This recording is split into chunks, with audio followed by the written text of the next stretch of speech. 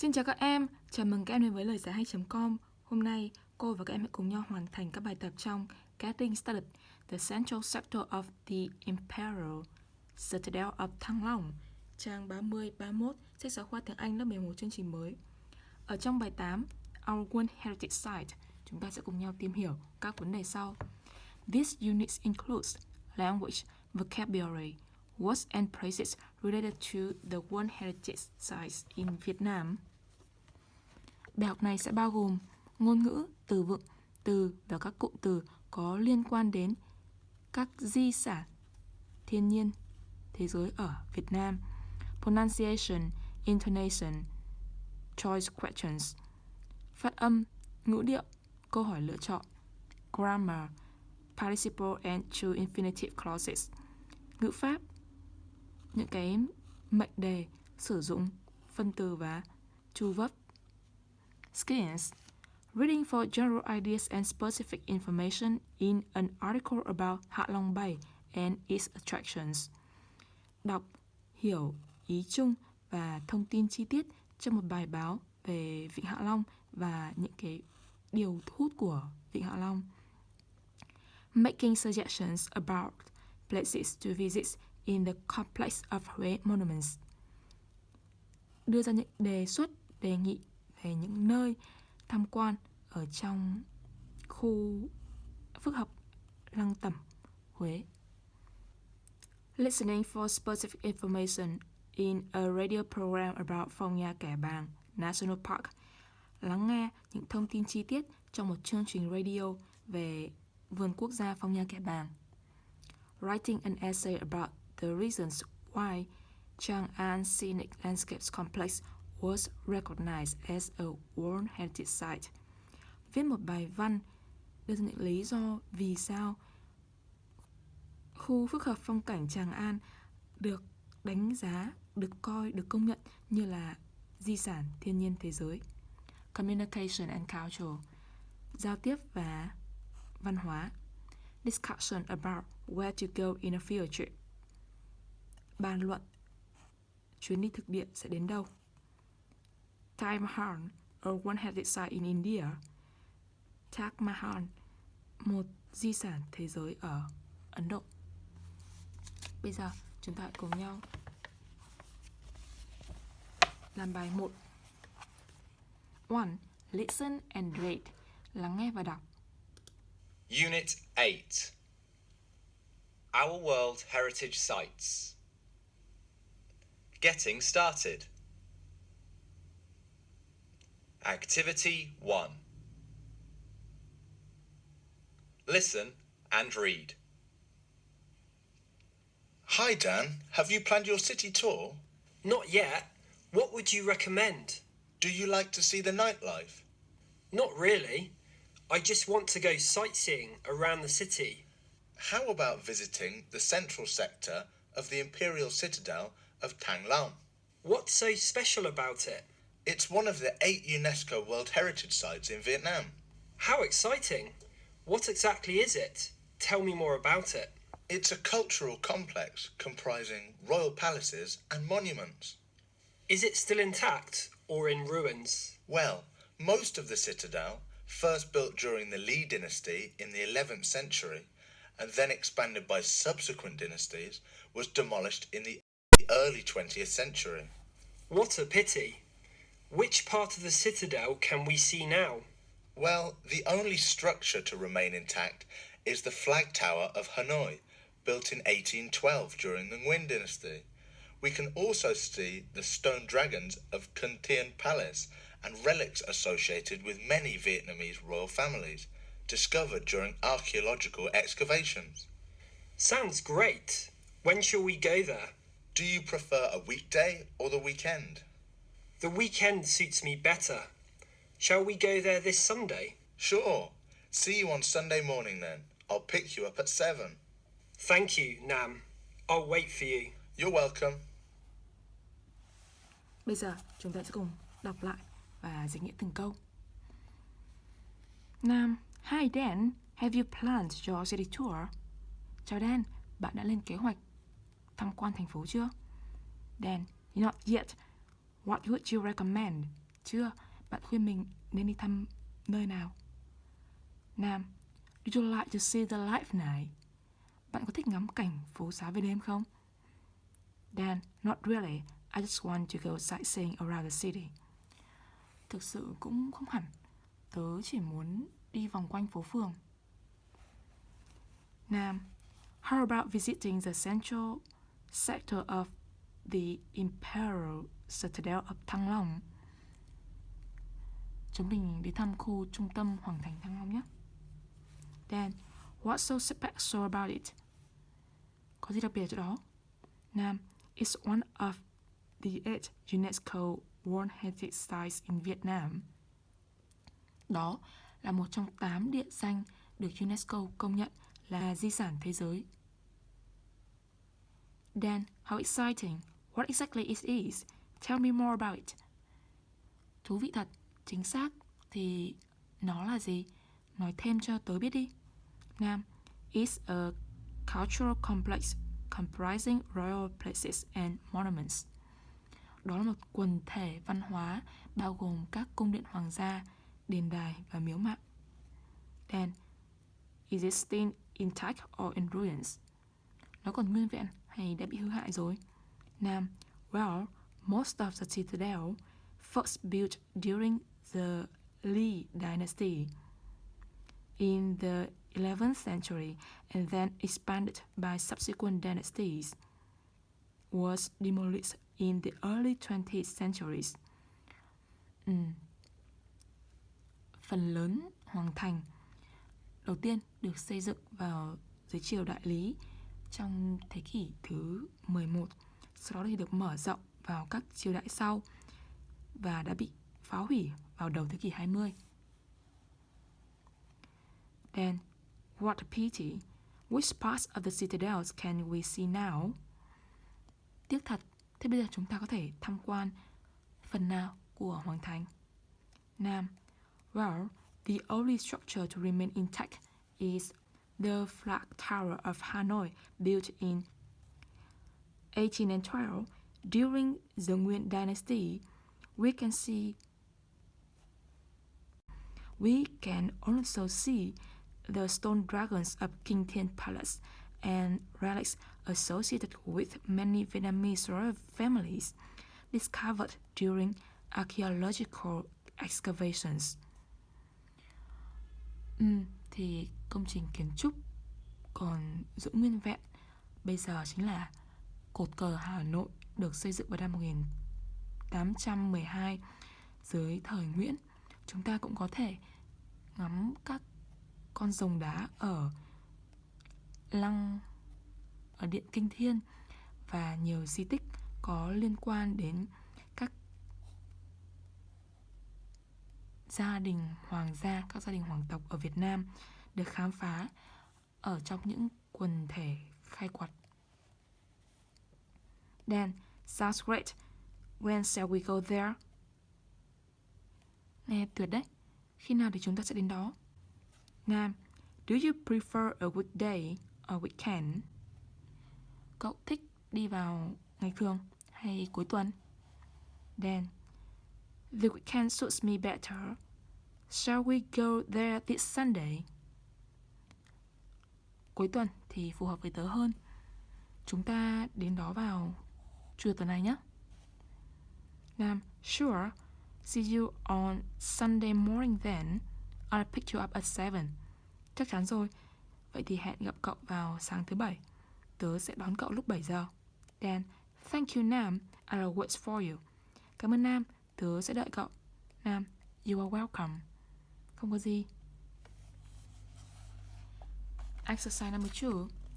Read the conversation again. Are the following sentences true or false? Explain your choice. Chúng ta sẽ đọc lại đoạn hội thoại vừa rồi và sẽ xem những câu dưới đây là đúng hay sai và giải thích lựa chọn của các bạn. 1. Dan wants to see the city light life. Dan muốn nhìn thấy thành phố về đêm.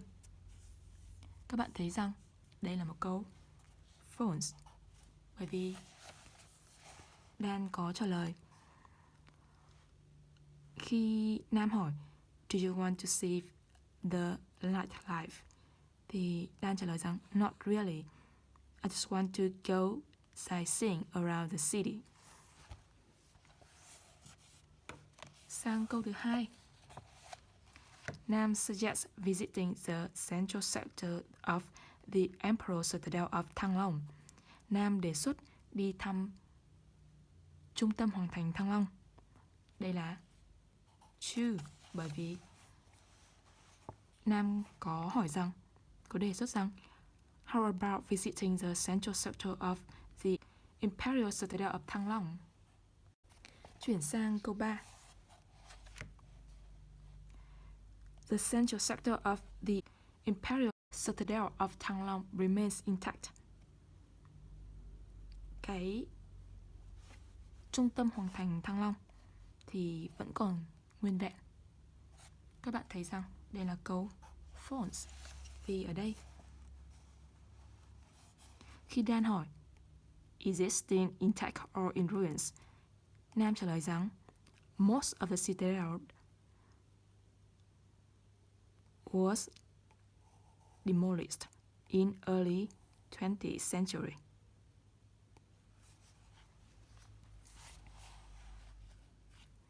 Four, visitors can see the flag tower of Hanoi and stone dragons at King Thiên Palace. Ở đây các bạn thấy rằng khi Dan có hỏi rằng Which parts of the citadels can we see now? Thì Nam có trả lời rằng The only structure to remain intact is the flag tower of Hanoi. And we can also see the stone dragons of King Thiên Palace. Vậy đáp án sẽ là true. 5. Dan and Nam will visit the Thăng Long Imperial Citadel at the weekend. Dan và Nam sẽ thăm Hoàng thành Thăng Long vào cuối tuần. Ở đây họ hẹn nhau vào Sunday morning at 7. Do vậy, 5 sẽ là true. Tiếp theo, chúng ta chuyển sang bài 3. 3. Match the words in the conversation with the appropriate definitions. Nối các từ trong đoạn hội thoại với định nghĩa phù hợp. Ở đây chúng ta có 6 từ. 1. Heritage, có nghĩa là di sản. 2. Complex, phức hợp. 3. Intact, nguyên vẹn. 4. Dynasty, triều đại. 5. Relic, di tích. 6. Excavation, khai quật. Chúng ta sẽ cùng nối với cột thứ 2 sao cho phù hợp về nghĩa. A. An object, a tradition, etc. from the past that still exists today. Một vật hay là một truyền thống từ quá khứ mà vẫn còn tồn tại đến ngày nay. Từ phù hợp chính là relic, di tích. B. Traditions, art, buildings, and cultural achievements of a country that have existed for a long time and have great importance for the country. Truyền thống, nghệ thuật, tòa nhà, những cái thành tựu văn hóa của một đất nước tồn tại ở trong một khoảng thời gian dài và có tầm quan trọng đối với quốc gia. Ở đây chúng ta sẽ nối với heritage, di sản. C. The activity of digging in the ground to uncover buildings or objects from the past. Hoạt động đào trong lòng đất để khám phá ra những tòa nhà hoặc là những cái vật từ trong quá khứ. Ở đây chúng ta sẽ nối với Seek, excavation, khai quật. D. A group of connected things, especially buildings designed for a particular purpose. Một nhóm những vật có liên quan, đặc biệt là các tòa nhà được thiết kế cho một mục đích cụ thể. Từ phù hợp chính là 2. Complex, khu phức hợp. Tiếp theo, E. Complete, not damaged, hoàn toàn, không bị hư hỏng, chính là 3. Intact. A series of rulers who are from the same family, có nghĩa là những người thống trị đến từ cùng một gia đình. Ở đây chúng ta sẽ nối F với for dynasty, triều đại. Tiếp theo, chúng ta chuyển sang bài 4. For, find the sentences in the conversation which have the same meaning as the following sentences. Tìm ở trong đoạn hội thoại những cái câu có cùng nghĩa với những câu sau. 1. It is a cultural complex that comprises royal places and monuments. Câu có cùng nghĩa với câu này ở trong đoạn hội thoại chính là It's a cultural complex comprising royal places and monuments.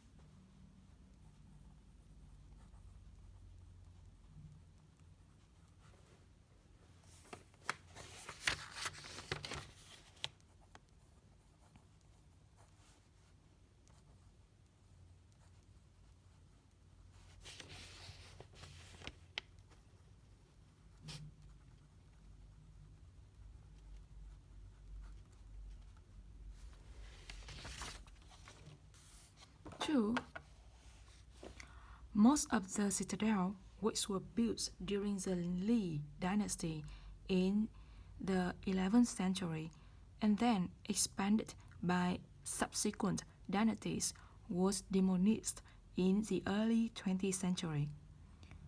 Hầu hết các thành trì được xây dựng trong thời Lý vào thế kỷ thứ 11, sau đó thì được mở rộng ở các triều đại tiếp theo và bị phá hủy vào đầu thế kỷ 20. Ở trong đoạn hội thoại, câu có cùng ý nghĩa chính là Most of the citadel first built during the Li dynasty in the 11th century and then expanded by subsequent dynasties was demolished in the early 20th century.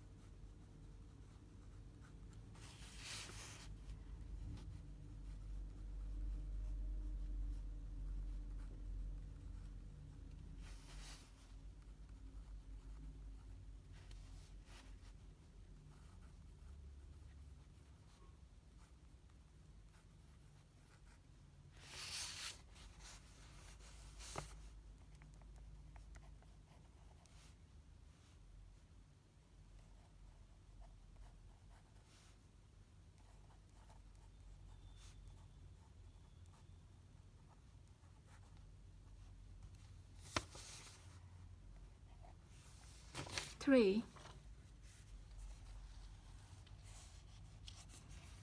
The only structure that is still intact is the Flag Tower of Hanoi. Cấu trúc duy nhất còn nguyên vẹn là cột cờ Hà Nội. Ở đây, trong đoạn hội thoại, câu có chung nghĩa chính là The only structure to remain intact is the Flag Tower of Hanoi.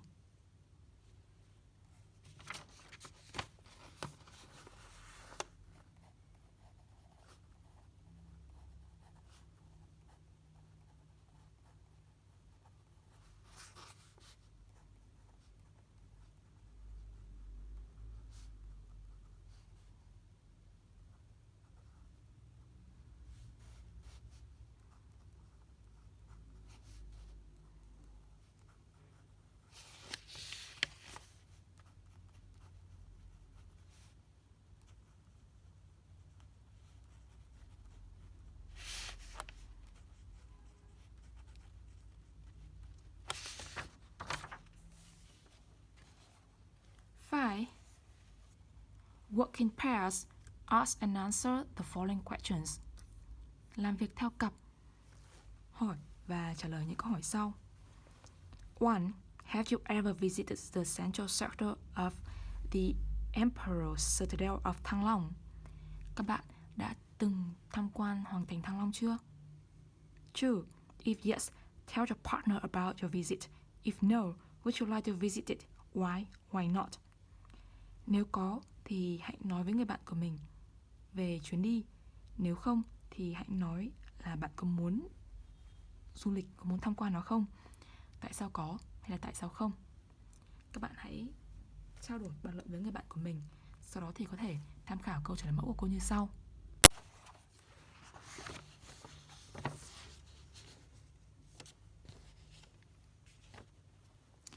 Yes, the central sector of the Imperial Citadel of Thăng Long is located at the heart of Hanoi capital at 18 Hoàng Diệu Street. It is an interesting archaeological area I have ever visited. I was really impressed with the Flag Tower of Hanoi, an old stone fortress, which is very popular with visitors.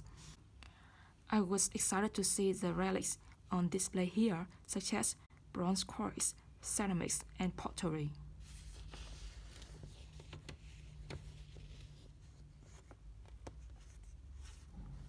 No, of course, I would like to visit the central sector of the Imperial Citadel of Thăng Long because I love to see old things.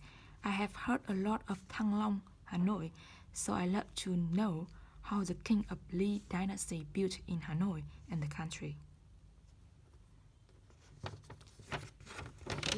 Cô và các em đã hoàn thành các bài tập trong Getting Started Unit 8, sách giáo khoa tiếng Anh lớp 11 chương trình mới.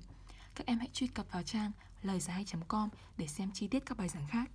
Chúc các em học tập tốt và hẹn gặp lại trong các video bài giảng tiếp theo.